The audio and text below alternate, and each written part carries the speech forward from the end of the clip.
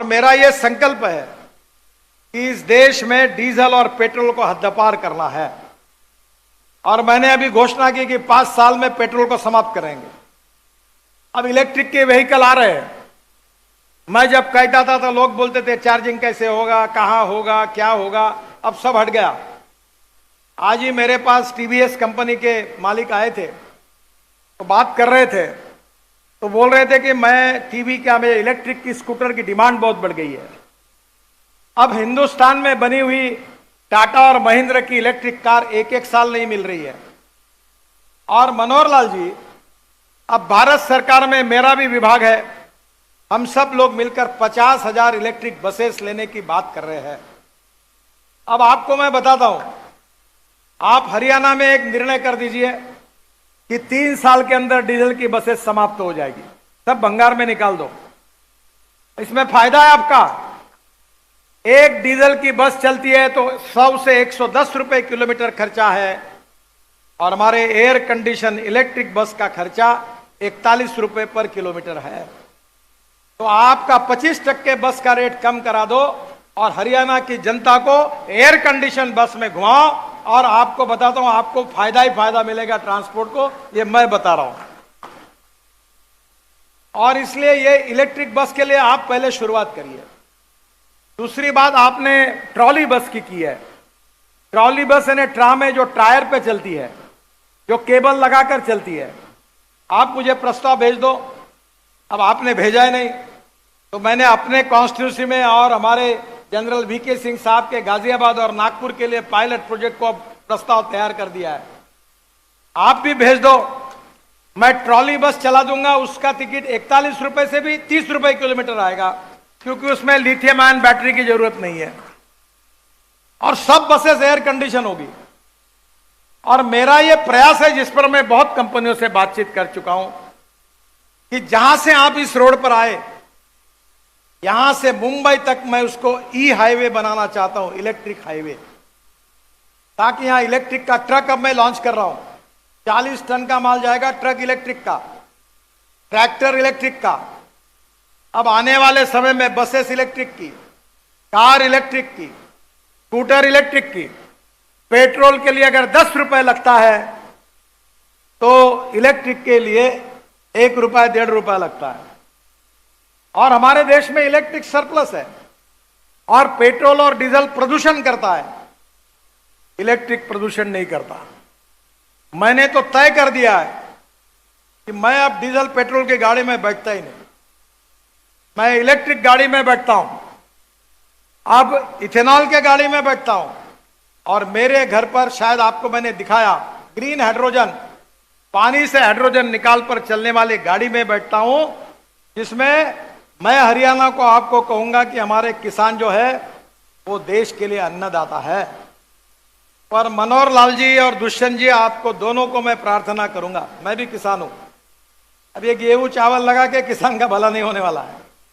अब किसान को अन्नदाता बनाने के बजाय ऊर्जादाता बनाइए। ये किसान ऊर्जा तैयार कर सकता है। एक कुएं से पानी निकलेगा, पंप से पानी शुद्ध होगा, और 1 करोड़ का इलेक्ट्रोलाइजर लगाकर वो पानी से हाइड्रोजन और ऑक्सीजन अलग होगा। फिर ब्रोकन राइस से बना हुआ इथेनॉल जो 62 रुपए लीटर है, वो जनरेटर सेट में यूज होगा, और उससे उस ग्रीन हाइड्रोजन को कंप्रेस किया जाएगा, और रोड पर अपना वो गैस स्टेशन डालेगा, जिसमें बस, कार, ट्रक ग्रीन हाइड्रोजन पे चलेगी, ना प्रदूषण होगा। एक तो कार 1200 किलोमीटर चलेगी, मेरी कार 600 किलोमीटर चलती है एक बार गैस भरने से। ये सबसे सस्ता है। हवाई जहाज इसके ऊपर चलेंगे, इसके ऊपर रेलवे चलेगी, और इसके ऊपर फैक्ट्री चलेगी। कोयला, पेट्रोल, ऑयल बंद हो जाएगा। और मैं उन नेताओं में से नहीं हूं कि जो बोलता है केवल। जिसको डाउट होगा उसको मैं बोलता हूं आ जाओ, मैं सब प्रयोग करता हूं। मेरे लेबोरेटरी में सब गाड़ियां हैं, और आपको सिद्ध करके दूंगा। मैं 2 lakh litre ethanol per day तैयार करता हूं। मेरा आपसे एक अनुरोध है, आप सब बैठे हुए लोगों से, अब टोयोटो का हुंडई का, सुजुकी का, सब गाड़ियां अगले महीने आ रही है। अब ब्रोकन राइस से इथेनॉल बन रहा है। 1 टन ब्रोकन राइस से 380 लीटर इथेनॉल तैयार हो रहा है। हरियाणा में आपने भी 10, 20, 25 प्रोजेक्ट सैंक्शन हुए हैं और इसी इथेनॉल के पंप लगा दो। टीवीएस, बजाज और हीरो सबकी स्कूटर, ऑटो रिक्शा पेट्रोल पर नहीं इथेनॉल पे चलेगी। और मैंने अभी आज ही, आप यहां आने के पहले मेरे पास पेट्रोलियम मंत्री आए थे और उनसे मेरी चर्चा हुई। मैंने रशिया से साइंटिस्ट लाए और इथेनॉल की कैलोरिक वैल्यू यानी इथेनॉल का एवरेज जो था वो पेट्रोल की तुलना में इथेनॉल ज्यादा लगता था। 1 लीटर इथेनॉल, 1 लीटर पेट्रोल बराबर 1 लीटर 300 ml इथेनॉल। पर मैंने फरीदाबाद के इंडियन ऑयल लेबोरेटरी में रशियन साइंटिस्ट को बुलाकर वहां प्रयोग किया, टेस्टिंग हुआ। मुझे इंडियन ऑयल के चेयरमैन वैद्य साहब और राम कुमार जी जो है उन्होंने कहा कि sir we feel it is very difficult. मैंने कहा यार चिंता क्यों करते हो, वो रशिया से आए हैं, गाजर की पुंगी है, हो सकता है तो मंजूर होगा, नहीं होगा तो छोड़ दो, ट्राई तो करके देखो। अब इंडियन ऑयल ने मुझे पत्र दिया है कि टेक्नोलॉजी सफल हुई है तो देश का 20% पेट्रोल बचेगा। यानी समझ लो 40,000 करोड़ रुपए देश का फायदा होगा, उतना इंपोर्ट कम होगा क्योंकि पेट्रोल की कैलोरिक वैल्यू इथेनॉल के ऊपर आई और भारत सरकार ने उस बात को स्वीकार किया। अब मेरा आपसे अनुरोध है, जो मैं बार बार, आपको याद होगा भाजपा का मैं अध्यक्ष था तब भी मेरे साथ आप काम करते थे, तब भी मैं ये बात कहता था, पर आउट ऑफ बॉक्स कहने में वाली आइडिया लोग जल्दी स्वीकार नहीं करते। अब उस इथेनॉल का वैल्यू पेट्रोल के बराबर हो गया तो ये पेट्रोल पंप बंद करो और सब गाड़ियां पे इथेनॉल पर चलाओ।